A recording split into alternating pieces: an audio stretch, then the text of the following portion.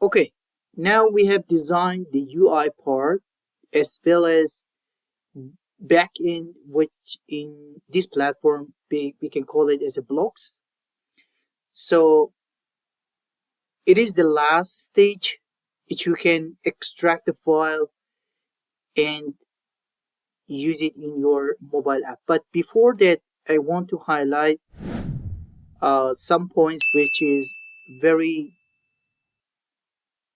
I think it is necessary when you are you want to make your brand or your mobile app.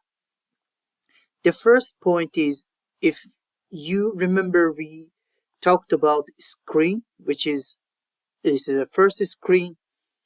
Although you can have the second page and so on, which you can add a screen. You can see here there is the button as an add screen, and you can add a screen.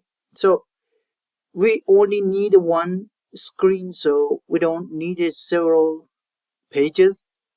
We just focus on this screen.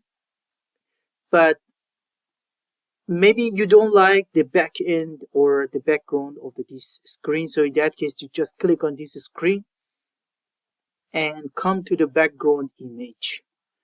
Click on that one, and I'm going to choose one, let's say the one background. So I'm going to select one of this background, and then I will select OK. You will see the background now is black. So this is the first the item which I wanted to emphasize in that. The second point is, when you are making the package of the app, then may you need to drop your default icon for your branding. So that's come into project properties. Click on project properties, and also if you want, again, you can change the app name here. And here you can see the icon. This icon is related to the icon when you are going to install the package in your mobile app. In your mobile app, then there is an icon which you can see that. So for this one, I selected the one of the icon, which is this icon, and I added this icon here, so I don't need it again. Let's keep it as it is. Yeah, and you can close it. Now I think we are ready for the last package, and you can go to the build and go to the Android app, and it will create your APK.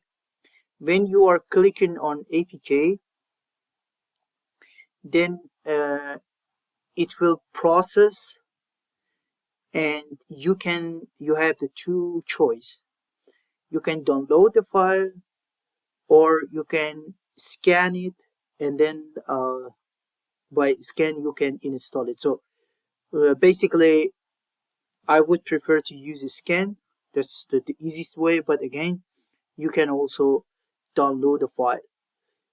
Just yeah, you can see here there is the capability to download the file, and also you can scan this file. So for this case, I'm trying to scan the file, and I will install this app. It's very easy. You just need to scan it, and after that automatically it will pop up and you will install it. Before I jump to the installation part, I want to highlight one more item which is, I think, is necessary. I will drop the file of this app below this tutorial. You can find this file, but let me show you how you can import this file into your MIT App Inventor. There is the capability, and it is some facility for you that this file, specifically for this project, you can export this file as a .aia.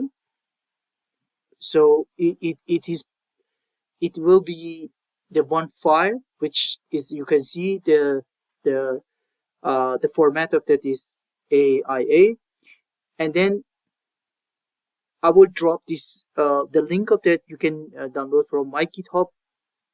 But if you have that file, you will come to this part, maybe from your repository or from your computer, and select an import project. When you select this import project, you will select the file, which I will drop it as a .aia, and then you can easily to populate in this platform and play around with that to, maybe you want to edit, or if you want to download it again. So this is the process which I wanted to highlight. Okay, this is the app which already has designed, and as you can see here, there is the icon which we already imported in the platform, and as you can see, it's your branding based on your idea, and also you can change this name. So to see, yeah, this is the app which already has designed, and I can to select, and now is connected. This is relay on, relay off, disconnected, and disconnected. Okay, we arrived to end of this tutorial, and if you think this tutorial was helpful, please don't forget to like button and do subscribe. And if you have any question, please do not hesitate. Drop your question in comments below. Definitely I will look into these comments, and then definitely I will get back to you.